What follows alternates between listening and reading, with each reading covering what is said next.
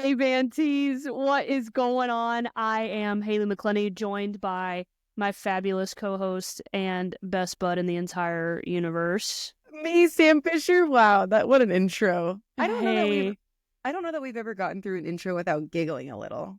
no, this is what we do. And the fact that, again, I think we say this every week, but like the fact that USA Softball just like lets us hop on with these really cool mics and just chit chat about softball is Really.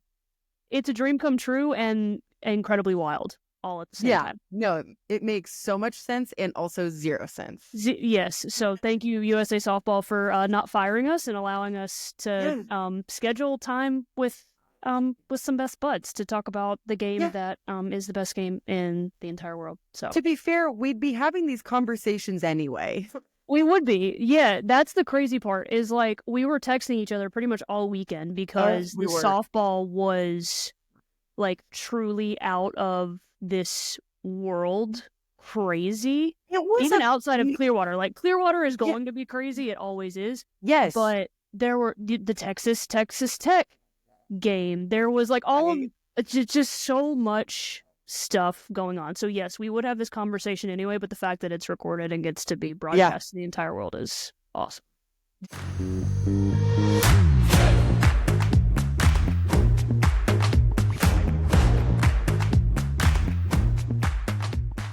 Do you want to kick off the game conversations with that Texas Tech game? Because holy Santa Claus, that game like kept me up past my bedtime. Like I knew it was going to be a pitcher's duel, so like the hitter in me was like, can someone just like make an adjustment? Easier said than done. I know, obviously. Right? And as someone that like I got to face Nyjah last summer in Team USA camp. Yeah. And it's not easy. Like we're just gonna throw it out there. It's not easy.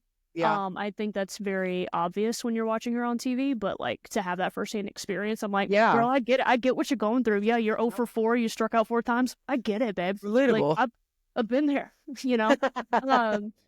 But I think what I appreciated the most and what stood out to me the most is when you are the opposing pitcher and you're facing Nyjah, you pretty much know that you have to be. You have to be pretty darn good. You have to throw. A very, very good game. Very good. Tegan Kavan did that. Tegan Kavan, I think her pitches moved more than Nyjah's did. I thought she was more crisp in the circle. It felt clean. And she, to me, is exactly what Mike White wants in a pitcher. Up, down, a little bit of everything. Can mix speeds, commands the circle really well. And she had 18 Ks. That is, I'm sorry. Yeah, that's a lot of Ks. That's a lot of Ks. She was a lot of Ks. But also the way the game ended was bizarre. We were playing dodgeball, and it was a walk-off dodgeball, so that was fun. Dodgeball. That was fun. That's the one thing that, like, I wish it would have ended differently. I really do. Yeah, you want like a hater. You want something in the gap. You want, like a hit and run, anything. But that. The more I rewatched it a lot because I was like, how is this game ending like that? And what I wish I would have been there. I would have loved to hear the communication on the field because the runner from third stopped. She was not full send home. She stopped. So the first baseman had time to forget about the runner, the hitter, forget about her. Like if you can tag her, great. But that run cannot score. Can't score. So there was time to step around her. There was time to maybe run at her. But that pressure situation, I totally understand how that happened. But that's the stuff where we talk about studying the game. If you can walk away from that pitcher's duel with anything, it's that how could that defensive play have gone differently, in my opinion? Because that was tough. It's so tough. And that's like the worst way to end a game if you're on the wrong side of it. Right. Yeah, and this is no knock on the first baseman by any means, because like we're saying, like the pressure was on, you get a ground ball, that run can't score, you get up, you throw it home because you're like, she can't score. So that's why I would have loved to hear what that chatter was like on the field of like, you know, you got time or like throw it to third. Like, I just really wonder what that communication was on the field. Well, even too, like you got to think about it's the second weekend of the season, so she's had that rep 1.5 million times, but there's no one ever running down to first when you practice that play in practice on a ground ball runner coming home. That's so true. You just throw. That's what you've been doing. That's what your body's trained to do. Like you. Yeah. Really tough. No, just tough all the way around, really. But just tough. Not the only walk-off win this weekend. Clearwater was chock full of walk-offs. Go Virginia beating the Bruins on a walk-off. That was, I think that was like my biggest holy macaroons. Good one. Moment. That's a good choice. But UCLA is just like, it was like the Bruin Magic thing, but it was in reverse. Poor Bruin. But you think about UCLA the last like 4 or 5 years, it's just like, oh, they're, barely hanging on the first 5 innings, and all of a sudden that Bruin magic just kicks in where they just find a way to win. And that's exactly what Virginia did to them. Virginia really impressed me. I know they weren't undefeated. They lost a few close games, but they really, really competed. Yeah. And I think they were picked to finish like 4th in the ACC, which I think is really high for them compared to where they have been in the past. Right. I think they're going to be really competitive in conference play. I got to see them in person. I saw them play in Clearwater this past weekend, and if you were to have asked me what team do you take out of this weekend, my answer was going to be Virginia, because they seem very solid. They seem like they've got a pretty deep staff, like 1 through 9, like they seem good. And I couldn't believe it. They've only been to the postseason twice. Ever? Yeah, that's what I heard on the television. And so they are... That surprises me. I know. Maybe I could fact check that. I did not. I just took it for what it was. Like they said, no, I mean, those people that are calling those games do so much research. Yeah. So I was like, twice. This team looks like a contender to make it to a super regional. I love that. I love that for them. I really like their head coach. I like how they play. I like that they're scrappy. Yeah. They were competitive. Speaking of Kentucky. Yeah. Speaking of scrappy, San Diego State goes casually undefeated. Listen, they beat Virginia, Missouri, and I'm so sorry, but Roll Tide. Oh my gosh. We can talk about the disappointment, and that was Alabama this weekend. Sorry. We're going to learn from it. Like, it's going to be fine. Like, it's the second weekend of the season, people. We're not hitting the panic button. Totally. And we got a young team, too. So, but San Diego State, I, first of all, love Nuvi. Shout out to Nuvi. Big shout out to the head coach of the AUSL Bandits. She is an icon. Her teams have always been scrappy, like for the past few years. I think just now, I think they've been on the radar, but now it's like, after going 5-0 in Clearwater, your first ever appearance there, and like, you're like, hi. They're like, hey, what's up? 5-0, super casual. Pitching, playing defense. That shortstop they got is scrappy. She was a walking SportsCenter top 10 play the entire weekend. You love to see it. But those games like that is just about finding ways to win, and they did that. And I think too, when we talk about like an upset, right? Some part of it, when you think of an upset in the classic way of thinking it, it's that the underdog has to play perfectly, and the Goliath needs to not have their best games. Right. I don't think that happened this weekend. I think the upsets happened because both teams played well, and the team that won just played a little better. It wasn't a matter of like, well, Goliath did horrible. Right. It was like, no, these teams competed this weekend. They competed. Like, San Diego State beat Alabama 4-1. I never felt like Alabama was just like falling on their face. Not out of it. No, you're 1 or 2 hits away. You're a rally away from tying the game up. And that's San Diego, go ahead. That's how San Diego State played the entire up, down, didn't matter. Like, they felt like they were one swing away. You could see that. Oklahoma State, I feel like, felt the same way with their walk-off against Texas A&M. I mean, like, how many walk-offs were there? We need the exact number. Many. It felt like almost every game ended it really did. A walk-off. Oklahoma State over Bama was a walk-off. That was okay. It was good television, though. Good for the ratings. That was a primetime ESPN game. So you want that to end in a really exciting way, because the Florida State UCF game ended up being, not so exciting. Florida State looks, dude, incredible. Michaela Edenfield hit a ball that still hasn't landed. No, what a bomb. She's insane. She so is good. Insane. And you can't, with Florida State, I feel like you can get them one time through the lineup, and they are so well coached to where it's almost like the OU offense, where it's like, okay, you're just waiting for some big hit to happen. You're waiting for something to break through. And as an opponent of Florida State, that's got to be nerve-wracking. You feel like you're walking on eggshells the entire time because, like, that you're going to have to, if you're going to beat this team, I think you're going to have to beat them like 12-10. 100%. So do you have like the mental fortitude to endure that? The pipeline to the women's national team. HPP has helped me find a new identity in like who I am as a player. It's helped show how hard work pays off, and it's really got me excited for the future of our game, the future for me, the future for my fellow athletes, and for what I strive to do in the future in college and then potentially with USA softball in the future.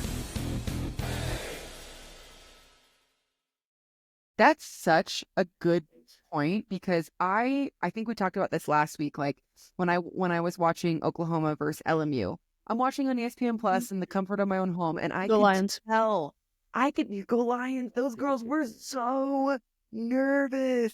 Of course. And I'm watching, and I'm like, yeah, you just, when you're playing against a team that is so well established and so solid and so confident, they bring that feeling out there, and then you're like, well, oh my God, but those teams that then upset those big squads, they don't get nervous, Right. Like was San Diego State nervous for 1 second this past weekend? No. Didn't seem like it.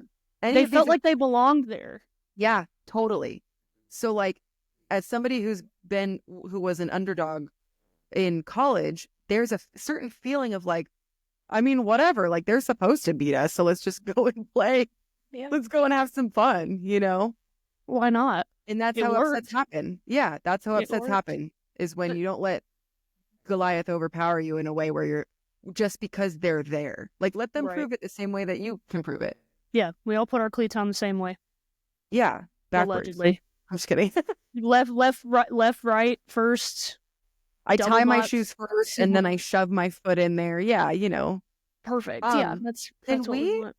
There's two things that I wanted to bring up. And one of them is Tennessee. Them Volunteers have been steamrolling people since they opened with a loss to Nebraska. They lost their first surprised? game. No, but I love to see it, because I'm like, they took that loss. They said, I'm going to take that personally. And then they've won 10 in a row in wicked steamrolling fashion. And that's a scary team to me right now.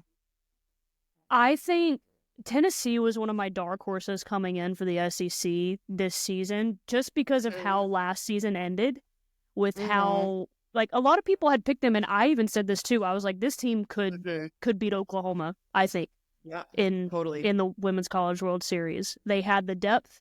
They had two really great pitchers in Peyton Gottschall, and they still have Carlin Pickens, who's phenomenal. Throws literally like 75 miles an hour. Insane. She's also like 2 feet from you by the time she releases the ball, because she's so tall. So it'd be illegal. It should be. They're great. They're extremely well coached. Shout out to Aubrey Leach, friend of the program, who is there on staff. But I think that there is some sort of extra hunger feeding them after.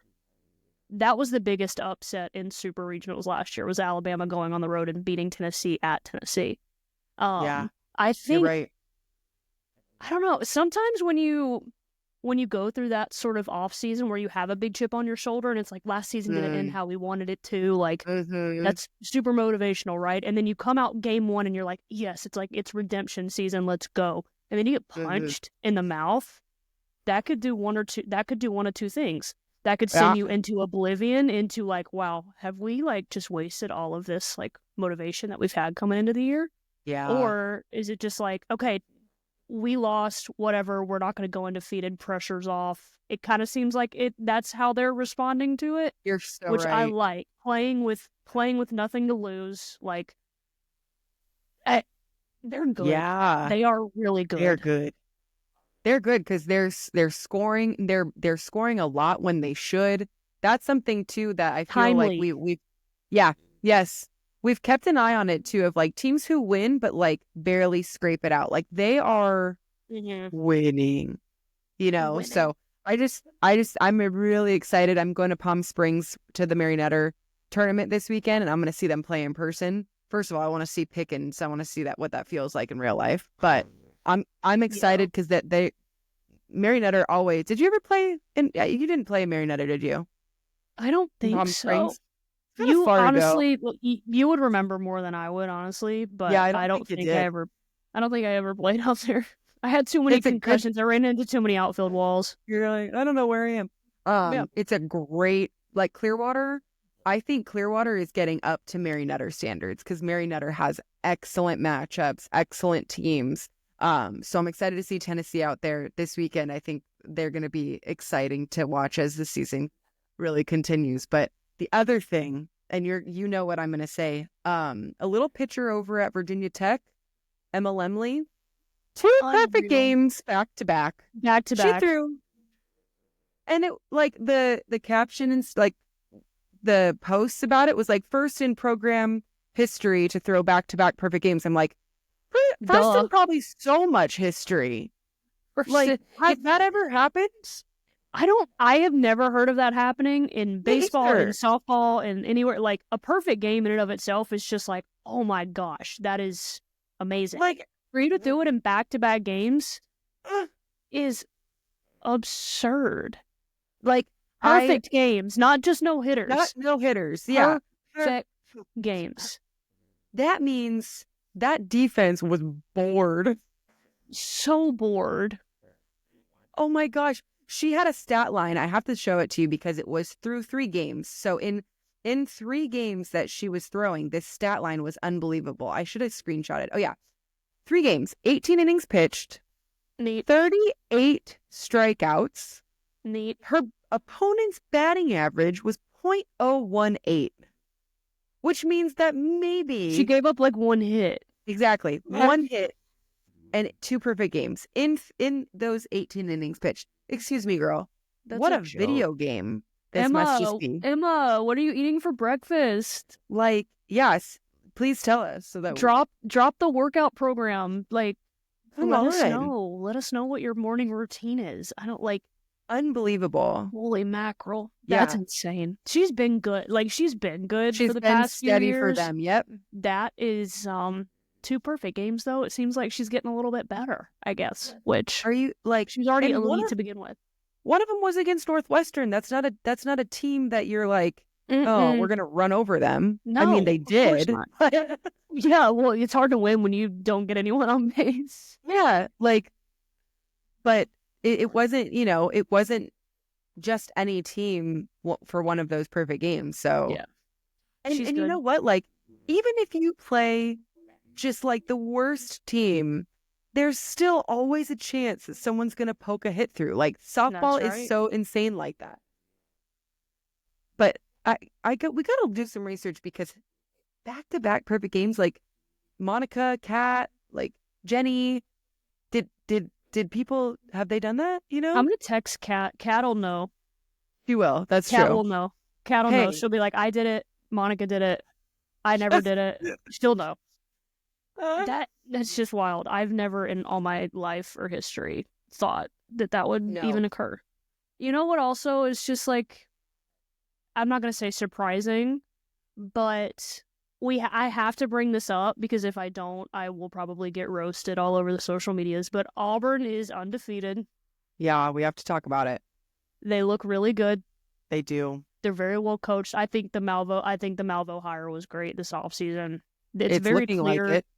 They can win. They have won in a variety of different ways. They're squeaking out 2-1 like pitchers duels. Yeah. And they're also beating teams 12-10 if they feel like they have to.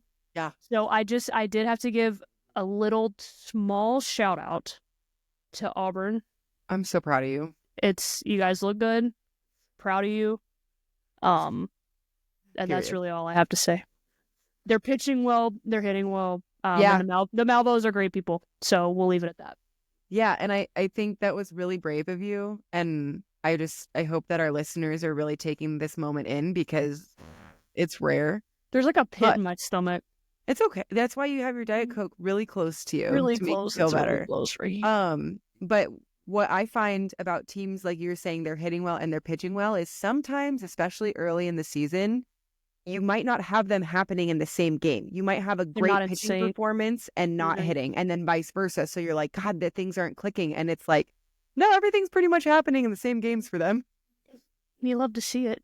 You do. You hate to see it, but you love I hate to see it, if, but I love to see it because I appreciate softball in its purest form. And that is what Auburn was doing. Yeah. So. Respect, but still rivals. Still rivals, yeah. That will never go away. They also beat us handily in basketball this past Saturday, number 1 versus number 2. So it was it was a rough weekend for anyone associated with the University of Alabama. So you gotta, what did Megan Framo teach us last week? It's not just about the view at the peak; it's also about the view at the valley. And we're here. We gotta be there. We're here, but we're looking up, and guess what?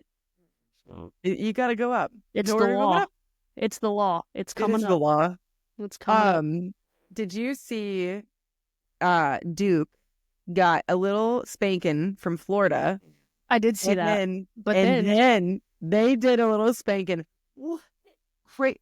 I love to see it. You love to see it. Yeah. That could very well. I think we potentially could have gotten 2 super regional matchups this weekend with Duke and Florida. Yeah. And with Texas Tech in Texas. Yeah. Can you imagine those in a super regional? I mean, they were great the second weekend of the season, don't get me wrong, but I do think that there is a strong possibility that depending on how Texas and Florida both do in SEC play, I think they will hands down host a super regional. Texas Tech is going to be tough in the Big 12, and Duke, depending on how the ACC shakes out from top to bottom, you don't know where they're going to end up seed-wise. Oh. Man. You heard it here first, folks. You heard it here first. We are so far away from May, but it feels... Those games all weekend just constantly felt like how it should feel, how all softball games should feel. Super competitive, super, super fun. Yeah. You're on the edge of your seat the whole time.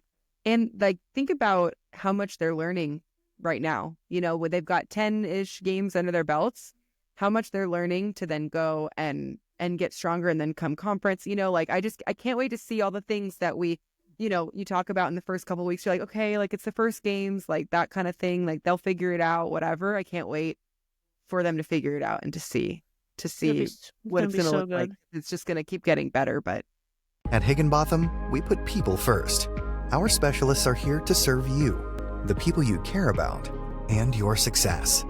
Insurance, HR, and financial services. Inspired by you. Halo, did anything stand out to you? If you had one thing that you, took from this weekend from watching softball, anything stick out to you that you want to mention? I'm going to read you. This is what stuck out to me as I was, researching and making sure I had the full picture coming into recording this prepared. I'm going to read you a hitter's statistics, and I want you to guess the hitter. Okay? Are you ready? No. We've got Let's do it. Batting average of .519, on base percentage of .567, slugging .133, OPS of 1900, and 5 home runs. Who is that? Well, I was going to say Schumacher from Florida, but she's got 8 home runs. She's got 8. 8 in 10 games. I don't know. Hit me. I'm scared. Aubrey Leach? I'm just kidding. That wouldn't surprise me. It's Jordy Bahl. What an icon. I know. That's and we are talking about So good for her. We're talking about, I think one of the biggest topics of the entire offseason was Nyjah going to Texas Tech, and she's hitting in the 4-hole. She wanted to hit. Yep. She's clearly a good hitter, and she absolutely rakes. Absolutely rakes. And what she does in the circle is, she's just an animal. She's insane. Yep. But Jordy Bahl? Unreal. 5 home runs. Friend of the program. Great kid. Great. Coming off a torn ACL. Just casual. I love that. Hitting 500, 5 bombs. You know, we know this very well. When you're in a place that you feel so comfy and so good and everything lines up, look at what happens. You know, not to say that it wasn't Oklahoma, because look at how she thrived, right? She thrived at Oklahoma, got a couple of natties on the shelf. But maybe this like Nebraska, where she, you know, she's home, that kind of stuff. What we talked about with her, like the year of being injured, so much going through like that. My gosh, look at that is, I'm so happy for her. Good for her. Same. Yeah. Because you know, she was going through it last year, not being able to play, but it's very clear. And she talked about it with us. She was like, my body needed, and my mind needed that like mental reset. And now look at her, just absolutely thriving. They're going to be so good. Was great. So fun to watch throughout the year. They are. Yes, absolutely. And man, that was. But really, she's also got a teammate. She's also got a teammate that's hit 8 bombs too, in Ava Kuzak. So. Oh my. They're just dropping bombs left and right. That is so many these kids hitting that many home runs in this amount of games is absurd. No, like I think I hit that in my entire college career. Like, and you've done that in 2 weekends?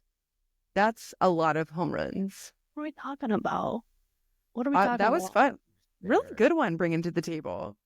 I had well to. Done. When I read it, I was just like, oh my word.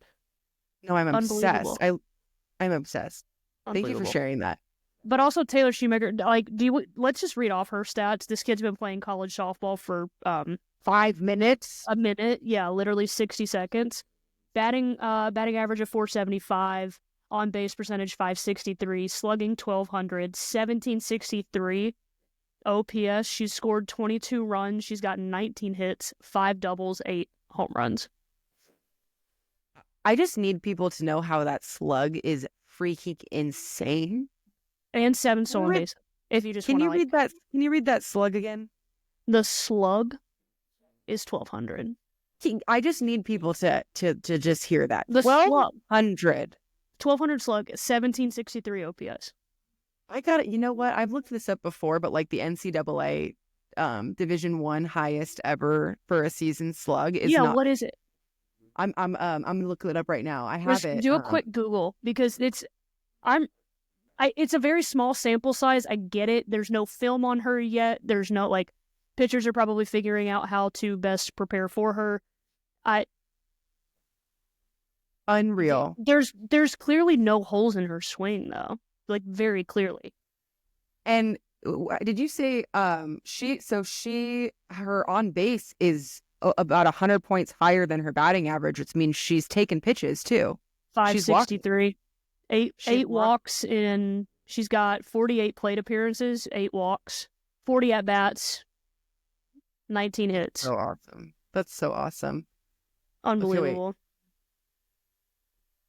truly unbelievable. No triples. She hasn't hit a triple yet. Oh, get it together! Come on, Taylor. Oh my gosh, this is insane, these numbers. Sorry, now I'm looking. This is I'm looking up. It won't let me look up like forever, but I'm going to find it and then we're going to talk about it next episode because like who slugs 12, like who slugs 1200? Really I didn't even know the numbers could go that high, to be honest. So, right? Oh my gosh. It's unbelievable. Oh wait, Division I records. There we go. I'm finding it. But anyway, you 2 weeks in a row, you've brought something really legit to this question, and you want to know the thing I was going to say? Yeah, hit me with it. Diving headfirst and making your own nose bleed with your helmet. We got to talk about it. I saw that happen so much. Good hustle. We love the hustle. We love the hustle, but that they hit the ground and their mask just we hits gotta them in the face.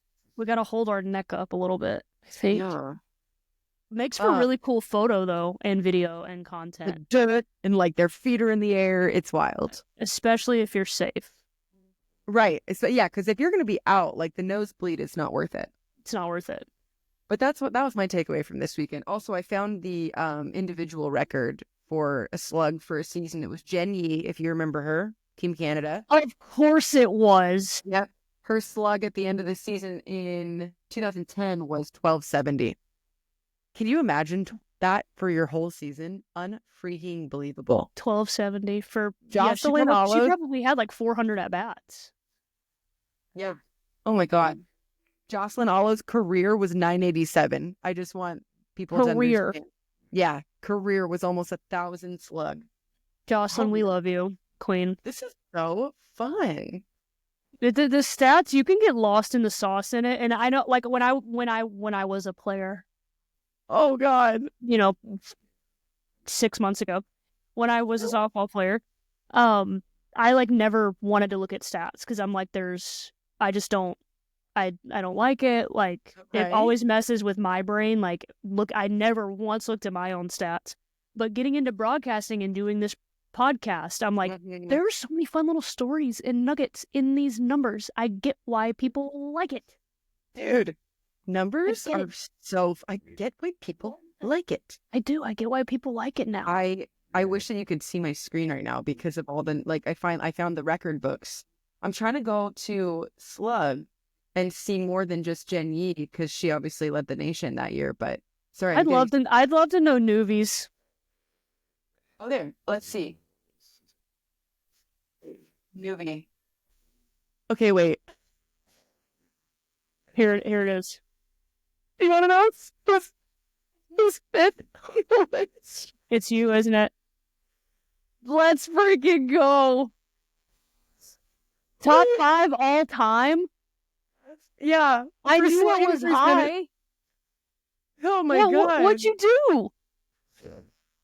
It was 1156 my senior year. That was my slug. Oh my God, I just got For hot. the whole year? Yeah, I had a lot of home runs. Yeah. But sorry, I wasn't expecting that. But Stacey Newman, her sophomore year, her slug was 1,016. So this is wow. Okay, I gotta go call my mom.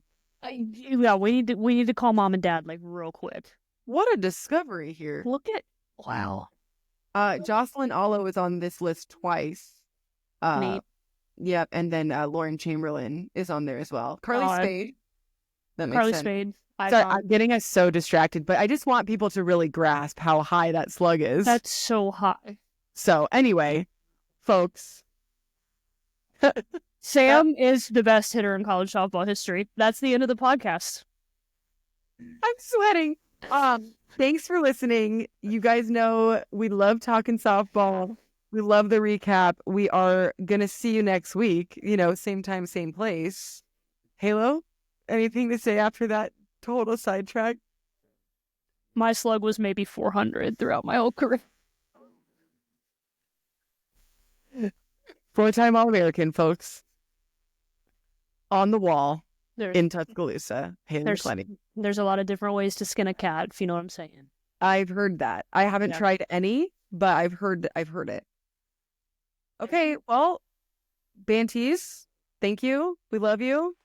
And go softball. All right, you guys, want to thank USA Softball Store for dressing us. We look so good, me and Halo. If you want to wear what we wear and represent USA Softball and the softball capital of the world, visit usasoftballstore.com for the gear. You can use code BHB15 to get 15% off your entire purchase, and I highly recommend that. One thing about me and Halo is we love a deal.